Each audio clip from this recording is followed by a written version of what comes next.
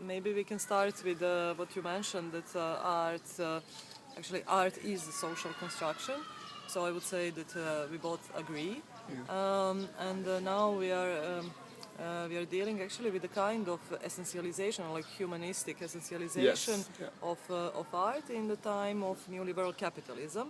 And I would say that for me, this essentialization and humanistic approach, I'm aware of them, of course.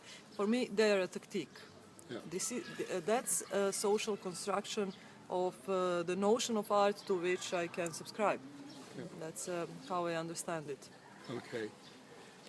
But yes, I agree, and also there is also a difference here that can be perceived in this conference in comparison to similar gatherings that we also took part in as individuals, is that there's a sense of it's not about, I would not call it community, but common shared concerns and positions that are nuanced. They are different, but they're necessarily political. And this, I think, allows us to have a discussion where we can further our aims and instruments of struggle, so to speak. But the question is, for me, it was very interesting to realize that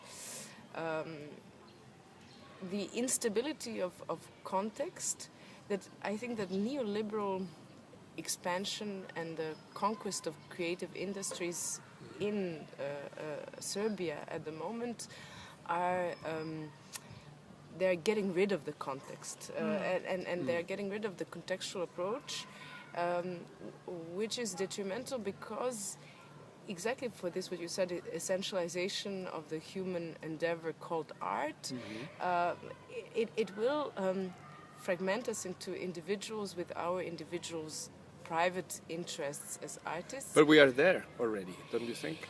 Well, we are there maybe in the West, but here we are still resisting that. Okay. And also, we... But there is, I felt this aspiration of I would make a piece with bigger props if I would have the money. I don't think that... Maybe, something like that. That resonated.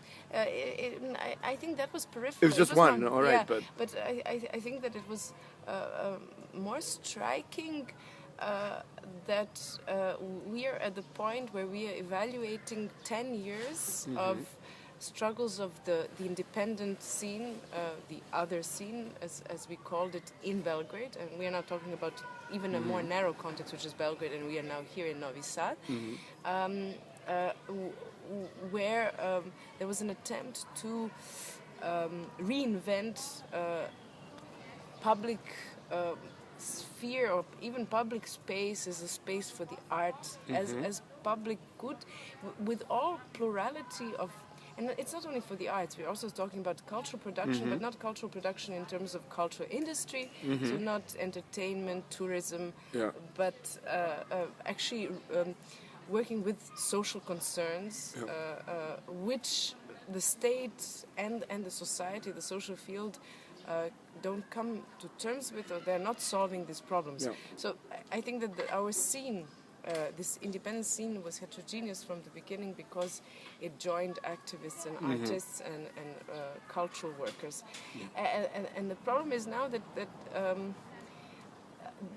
there is lack of interest in the state using the financial, economic crisis. Well, here it's an economic crisis. It's not a financial, fiscal crisis, because we haven't still developed these legal frameworks of capitalism to I mean, there is no interest anymore to act. So after I think you could hear in one of the speeches, like the lecture that Minja gave, there is a fatigue, the sense of not being tired, but it being, in the end, being really exhausted from trying to intervene in this context, where the context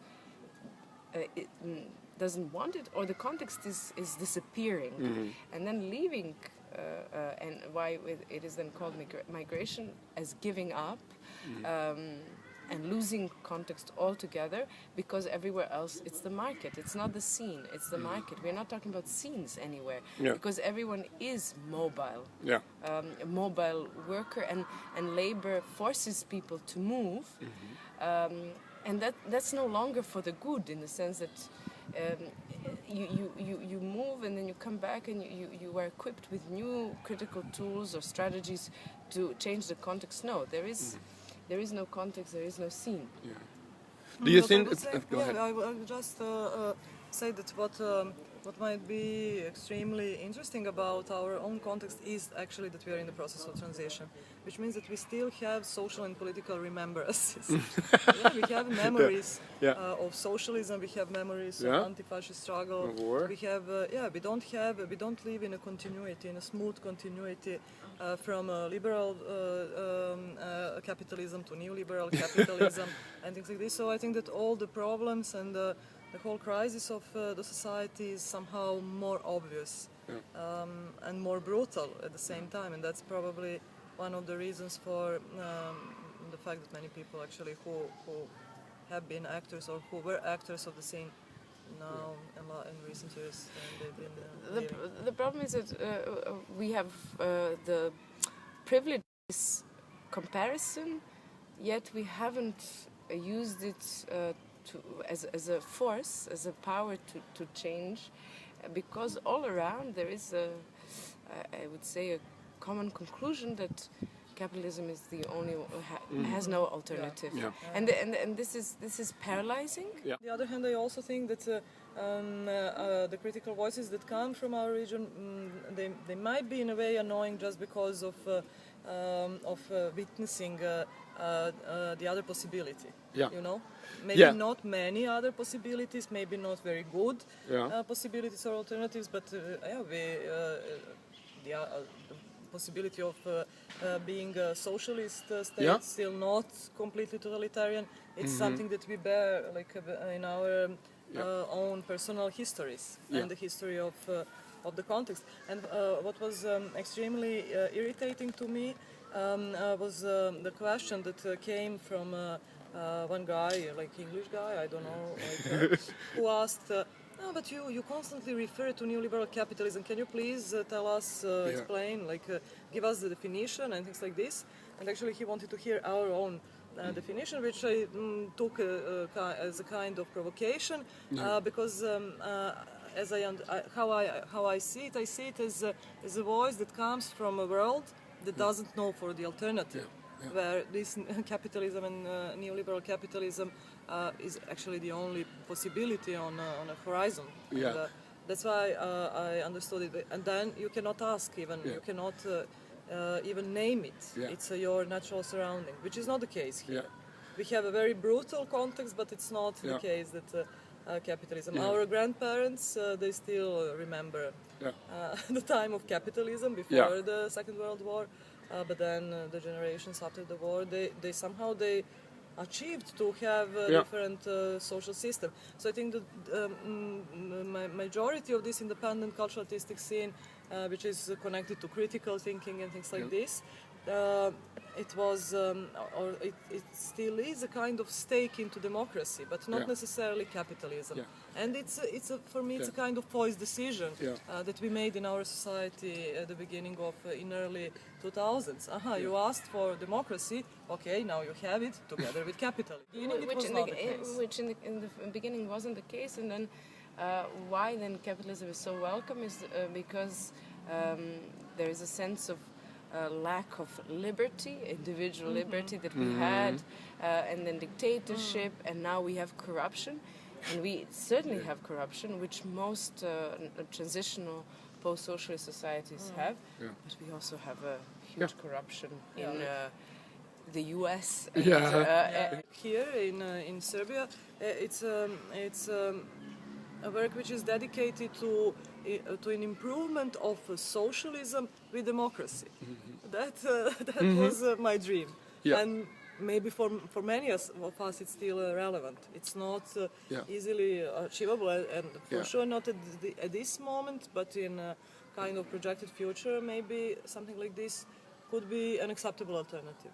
So, Because yeah. we also don't want to satanize the socialism that we had. Yeah. Because Absolutely, but it's a kind of predominant global image of.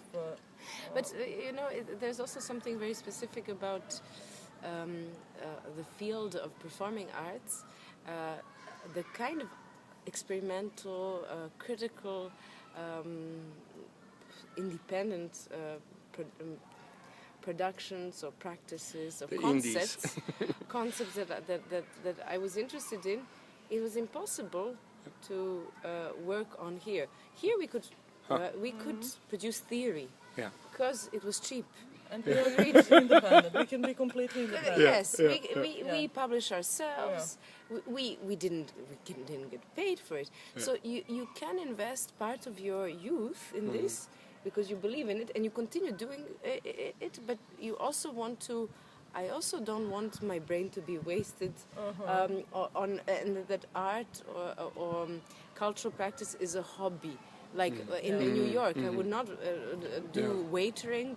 In order to waiting tables, in order to be able to be really independent. So I have to compose, and I have to compose with institutions, and then it's case by case. And case by case always brings another configuration of problems. But I have to say that in a certain way, what you can maintain is a certain discipline or rigor of problematizing or of confronting these sets of issues with our methodologies or our approaches based on this other experience or even of a projection of what Anna says, improved socialism improved by democracy. So I don't find it, I can even sometimes act and confront myself more in there where I'm working outside of this context, because this context or the independent scene here is ghettoized. It has been contained. Yeah. It has been contained because all spaces and facilities and structural opportunities haven't been given at all. There was a bit of negotiation with the city council, and sometimes you can get a little bit of support from ministry. So what people do, they form NGOs, but then they receive foreign money, which is based on the agendas of the system that we don't want to install. So it's about domestication of wild Serbia and the wild Balkans. And then you you have to agree with the European standards, the so-called European standards. And then the European standards is also that it doesn't give you the chance to invent on the basis of this other past that we had. So why should we be fitting in a history which isn't it's ours? It's not global and it's not international history. No. It's a history of. I talked about it at the very beginning. Is for me a very conscious choice how to essentialize one historical construction. The other one would say that an artist is rooted in his or her context and things like this and blah blah blah. That there are these authentic values, and for me it's other social construction which I cannot accept. Yes. So I think it's also it's important somehow to understand that this nowadays essentialization of art of the art that comes from the left is not naive, and it's not pre-constructivist. It's post-constructivist. It has inherently it has awareness of the process of social construction, and then we somehow also realized in certain moment that it was not enough to say that everything was socially constructed, because then you couldn't take a position. So it's a post-constructivist essentialization, I would say.